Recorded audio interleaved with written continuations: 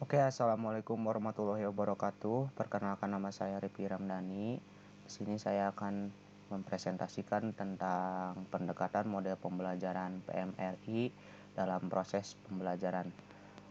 Presentasi ini dipersembahkan untuk matkul saya tercinta, yaitu model-model pembelajaran dengan dosen pengampu Bapak Yoyo Jakaria. Baik, langsung saja kita mulai presentasinya.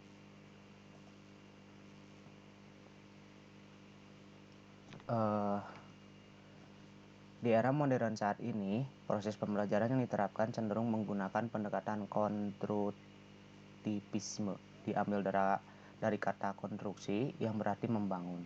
Teori konstruktivisme ini menyadari bahwa pengetahuan tidak bisa ditransfer begitu saja, melainkan harus diinterpretasikan oleh masing-masing individu.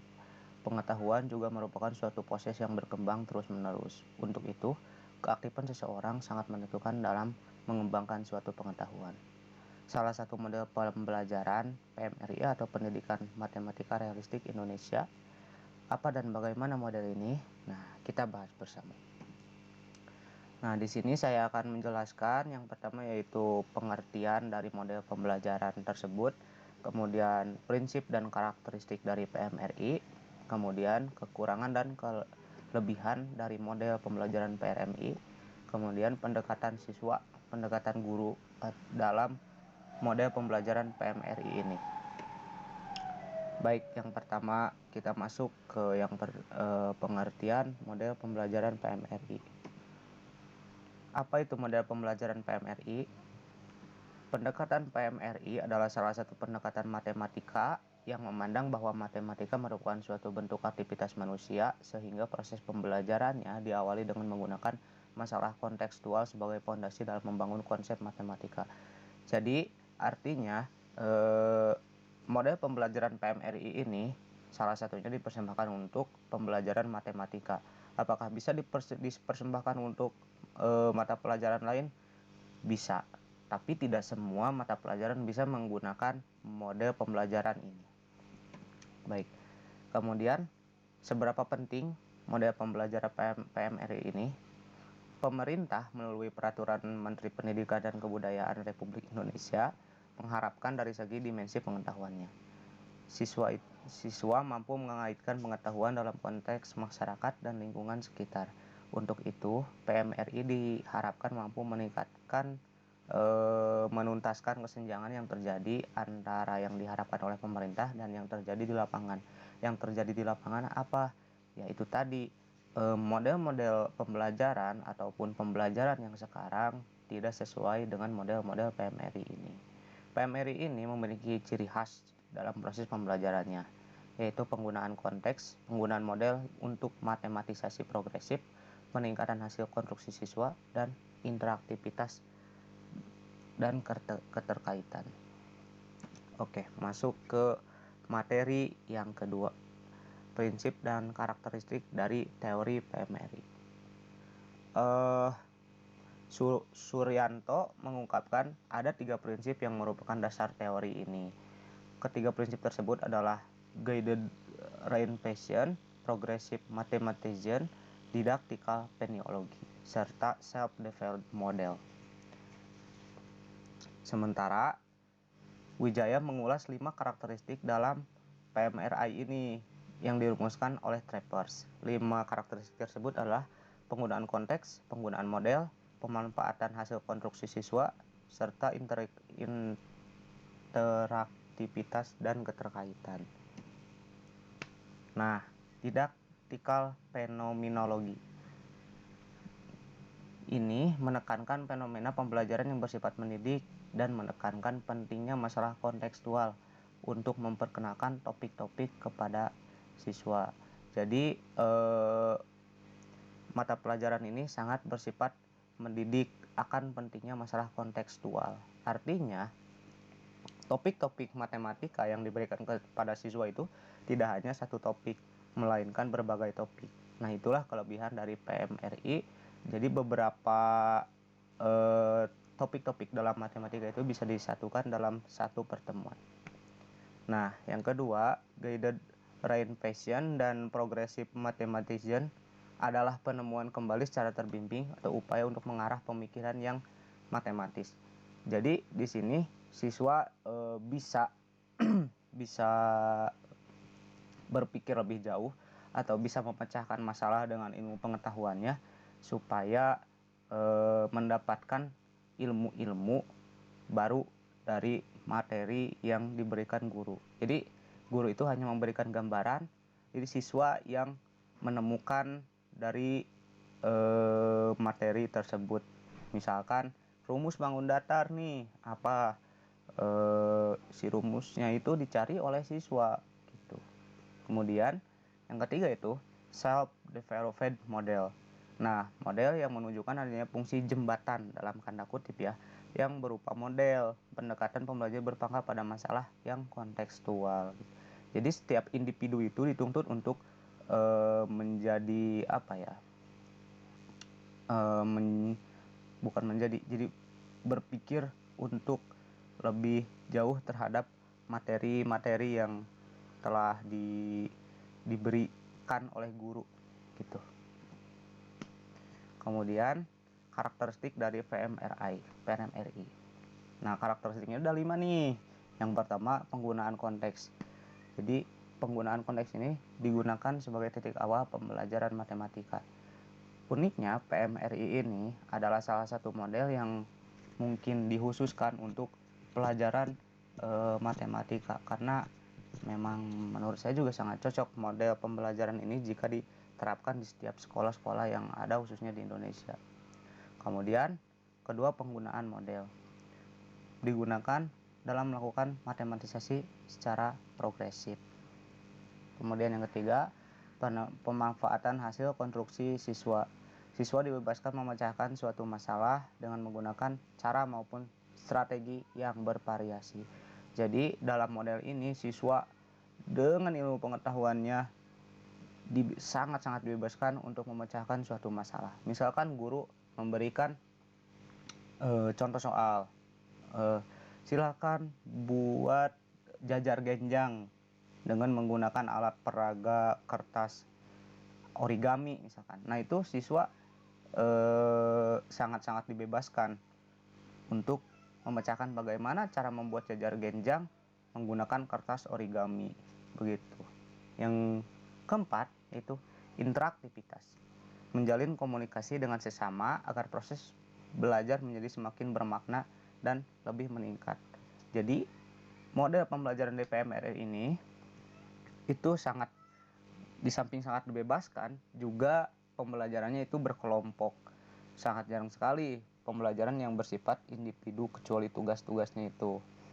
Jadi sesama murid itu saling menjalin komunikasi, saling berdiskusi bagaimana untuk memecahkan masalah tersebut, sehingga proses belajar sangat singkat dan lebih padat lah. Singkat, padat, jelas.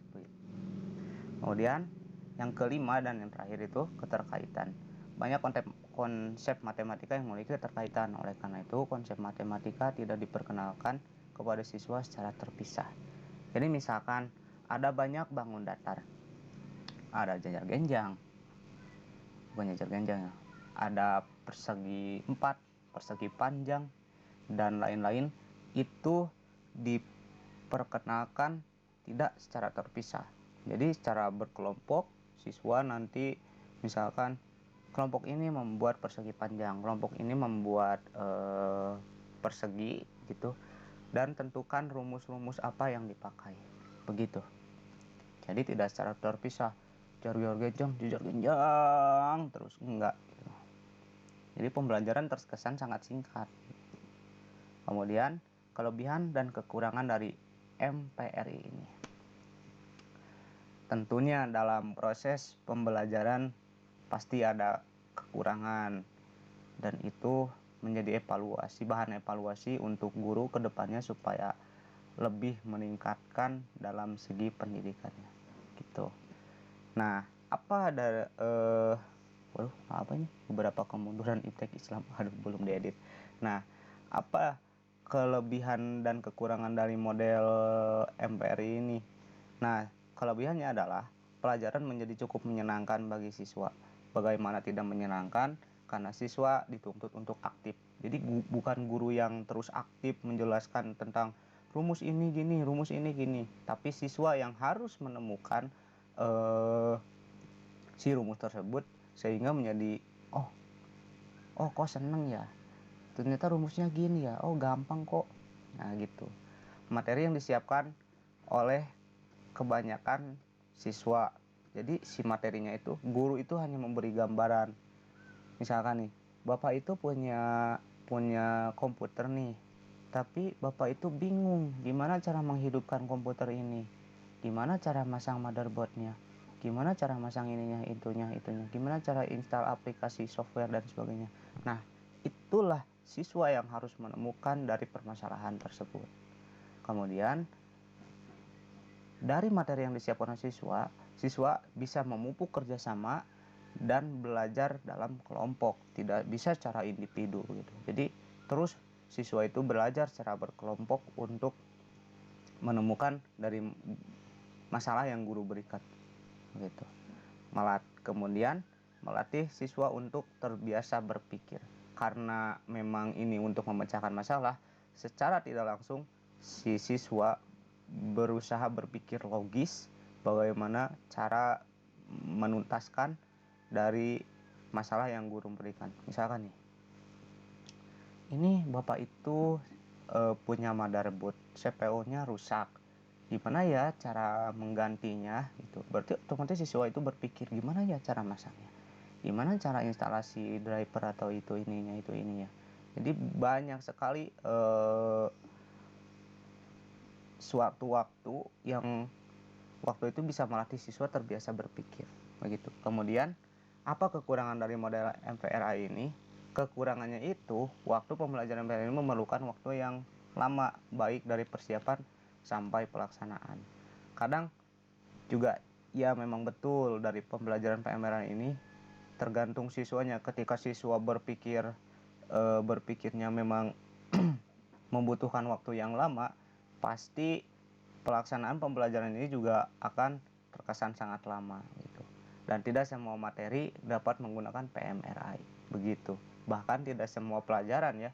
Kalau misalkan pelajaran ini berbentuk praktek kayak pelajaran teknologi nih, cara memasang motherboard atau cara memasang apa gitu, itu bisa melakukan model pembelajaran ini, meskipun ini pembelajaran untuk matematika, tapi bisa diterapkan juga. Namun di dalam matematika juga tidak bisa menggunakan model pembelajaran ini gitu. Jadi kadang guru itu yang harus mempersiapkan dari A sampai Z-nya, itu tidak bisa siswa yang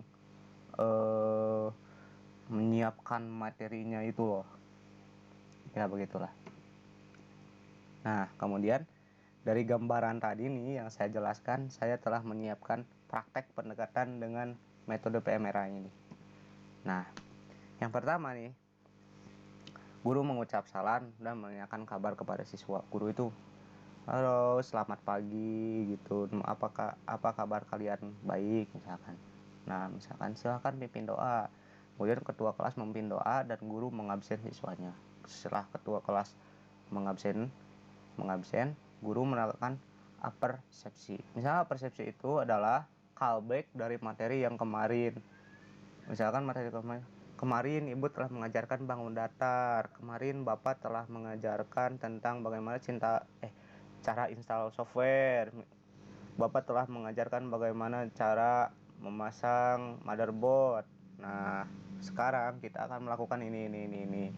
Nah, kemudian yang keempat, interaktivitas antara siswa dan guru itu. Apa itu bangun datar? Misalkan ada yang tahu tidak apa itu bangun datar? Nah gitu. Kemudian guru memaparkan pembelajaran. Jadi si guru itu memaparkan dulu pembelajarannya gitu. Nah, gambaran umumnya lah gitu, gambaran umum si guru tersebut. Kemudian si guru memberikan masalah nih. Nah, masalahnya tersebut kemudian menggunakan konteks PMRI berupa alat peraga. Alat peraganya apa dulu nih? Misalkan kalau matematika itu, misalkan contoh membuat bangun datar menggunakan kertas origami. Ibu punya kertas origami nih, coba buat jajar genjang, misalkan coba buat lingkaran gitu. kepada siswa. Misalkan Bapak punya